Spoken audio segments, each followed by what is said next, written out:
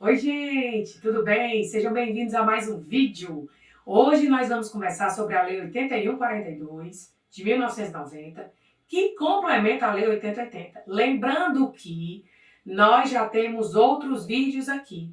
Temos vídeos que conversamos sobre como despertou meu interesse pelo SUS, como é que foi criado o SUS Concept. Também falamos já sobre a criação do SUS na Constituição de 1988, que vigora até os dias atuais, e falamos sobre a Lei Orgânica da Saúde, que é a Lei 8080 de 1990, e que foi complementada, devido a alguns vetos importantes, pela Lei 8142, tema do nosso bate-papo de hoje, tá? Então, o que é que traz a Lei 8142? Lembrando que, como eu disse há pouco, ela complementa a Lei 8080 por conta de dois vetos importantes. O primeiro veto é sobre a participação da comunidade na gestão do SUS e o segundo veto sobre a transferência intergovernamental de recursos para poder o SUS acontecer. Então, é exatamente sobre isso que trata a Lei 8142. Então, conversando sobre cada uma dessas disposições, a gente conversa primeiro sobre a participação da comunidade.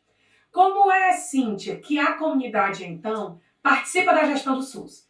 Então, desde lá da Lei 8080, e reforçado aqui na Lei 8142, só que lá foi vetado, lembrem-se disso, a comunidade participou de duas formas da gestão do SUS. Através das conferências de saúde, e a gente falou lá no vídeo, quando a gente falou sobre a Constituição de 1988, a importância da 8ª Conferência Nacional de Saúde, né? Que ela foi aquela primeira conferência que o povo teve voz e teve vez, vocês lembram? Quem não viu, o vídeo está disponível para vocês verem, tá? Para poder construírem o conhecimento nessa linha do tempo super importante para que haja um entendimento real sobre tudo isso que nós estamos conversando.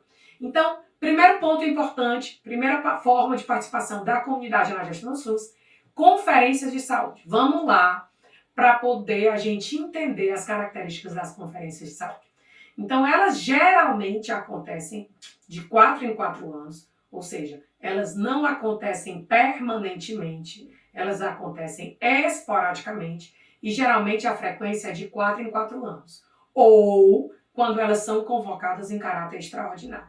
O que são essas conferências? Se a gente for para a etimologia da palavra, quando a gente fala de uma conferência, é de uma grande reunião.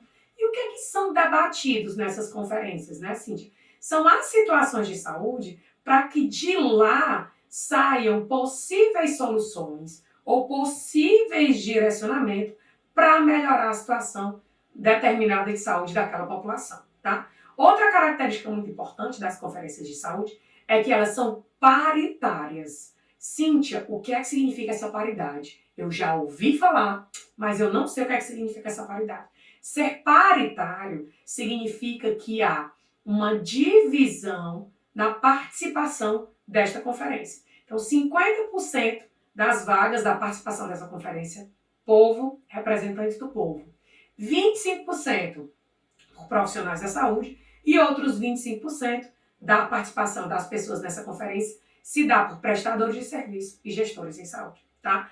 Então, não esqueçam dessa porcentagem que caracteriza a paridade. 50% povo, 25% profissionais de saúde e 25%, tá? Os últimos 25% por prestadores de serviço e gestores de saúde. Então, não esquecer de maneira nenhuma dessa importante característica chamada paridade, ok?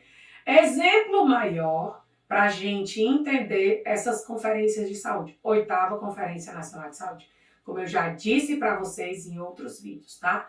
Reuniões, né, de várias pessoas para se debater, né, e trazer possíveis soluções e direcionamentos para as questões de saúde, certo?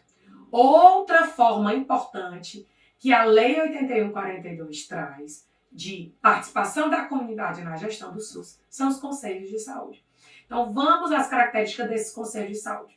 Então, quando a gente fala de conselhos, né, imagine o seu condomínio, né, a reunião de condomínio, que acontece, por exemplo, todo mês. Então, os conselhos de saúde, diferente das conferências, já têm caráter permanente. Então, são reuniões que acontecem permanentemente. Cíntia, com qual periodicidade? De 15 dias, de mês em mês? E aí vai depender. Por exemplo, se há um conselho local de saúde no posto que você conhece, que você trabalha, que você atua, eles podem se reunir de 15 dias, eles podem se reunir uma vez por mês. Então, essa periodicidade, quem vai definir é o Conselho de Saúde, tá? Geralmente, essas reuniões, elas são mensais. Então, primeira característica dos Conselhos de Saúde, reuniões permanentes. Segunda característica muito importante é que eles são deliberativos. O que é que isso significa? Quando a gente fala de uma característica de um conselho, um órgão colegiado, como é o Conselho de Saúde, ser deliberativo significa que ele não tem o poder só de ser consultado, né? Ele tem o poder de decidir. Então, quando a gente fala que um órgão colegiado é deliberativo, ele tem poder de decisão, tá? Segunda grande característica. Terceira grande característica que a gente já viu no início desse vídeo, que é uma característica igual das conferências de saúde. Eles são paritários. O que é que significa, mais uma vez, para você não esquecer, essa característica da paridade? Significa que há uma distribuição quanto às pessoas que vão participar daquele órgão colegiado, como é o Conselho de Saúde. 50% representante do povo, 25% dos profissionais de saúde e 25% de prestadores de serviço e gestores de saúde. Então, a diferença maior entre o Conselho e a Conferência de Saúde é que, enquanto as conferências de saúde elas se reúnem de 4 em 4 anos, os conselhos de saúde eles são permanentes. As reuniões, geralmente, elas são mensais. E como esses conselhos de saúde atuam? Eles atuam na formulação de estratégias e na execução, né, no controle da execução da política de saúde. Vamos dar um exemplo, Cíntia, para tornar esse assunto mais palpável. Vamos lá. Eu trabalhei num posto de saúde enquanto gerente de uma unidade de saúde. E lá nós tínhamos o Conselho Local de Saúde. As nossas reuniões eram na primeira terça-feira do mês. Então eram reuniões mensais. E lá nós recebíamos, inclusive, as demandas da comunidade. Um exemplo de demanda que era clássica, por exemplo, quando estava no período bem chuvoso aqui do Ceará, uma das grandes demandas, porque esse posto de saúde estava inserido num bairro de vulnerabilidade socioeconômica, era, por exemplo, o esgoto a céu aberto, né? Que em um dia, para vocês verem como o território ele é dinâmico, em um dia, né, aquela fossa, aquele esgoto estava ok, e devido ao volume de chuvas e todo o dinamismo do território, porque o território é vivo, ele é dinâmico, no outro dia, né, a situação já estava bem precária, já tinha o esgoto a céu aberto, devido à situação de estourar, né, essa rede de esgoto. E o que era que isso poderia acarretar para aquela população? Esta situação específica. Uma grande proliferação do mosquito Aedes aegypti, que pode trazer várias doenças, como a dengue, a zika e a chikungunya, que infelizmente a gente também conhece aqui no nosso país, né? Então, há essa grande diferença entre conferências e conselhos de saúde, mas essas duas formas são as duas formas que a legislação traz de participação da comunidade na gestão do sistema de saúde.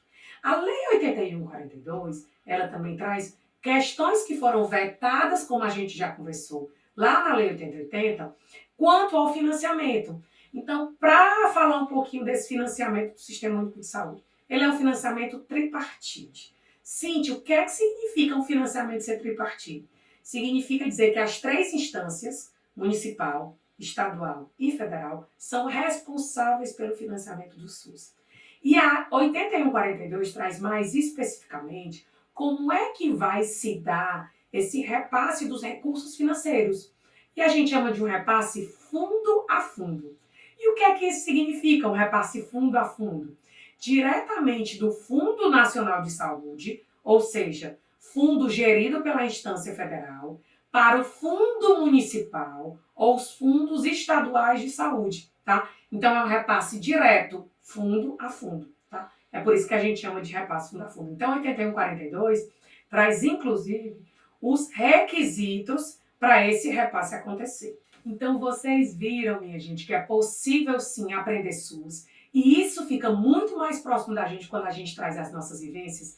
E quando a gente fala de igual para igual, um dentista falando para outros dentistas ou para estudantes de odontologia, isso também se torna mais palpável. Hoje a gente fica por aqui. A gente conversou hoje sobre a Lei 8142, que mais uma vez, e não esqueçam, complementa a Lei 8080, ambas de 1990. Então a gente fica por aqui com mais esse assunto. Abraços, meus amigos. Até breve. Tchau!